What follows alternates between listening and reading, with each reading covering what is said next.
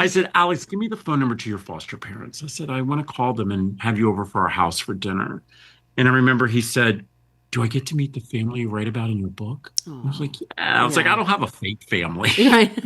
So I picked him up on that Saturday and I brought him to our house for to hang out and he was going to have dinner. And I watched him. He was in the backyard with the other kids. And Reese was like, you know what? Let's go out to dinner tonight. And I was like, what a great idea. And so we gathered the kids. We went down to the local Mexican restaurant. We go and we eat there probably once a week. We sat Hmm. down. My son Tristan, he was 10. He looked at his brother. He looked at Alex and he said, Alex, you can order anything off the menus and my dads don't care. And he was like, I can order anything. He's like, I'm getting the steak fajitas. And if I don't eat them all, I never get in trouble. My daughter Amaya looked at Alex and said, Alex, haven't you ever been to Guapo's? Alex looked at my kids and said, I don't remember the last time I came to a restaurant. Yeah. Yeah.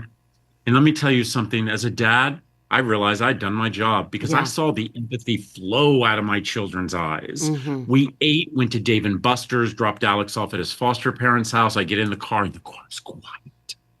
And all of a sudden, one of my kids said, Dad, we have to do something for Alex. I said, I know, guys. I just don't know what to do. Hmm. And my kid said, Dad, we have to bring him home. And I was like, what? And I looked at my husband. My husband said, what's one more?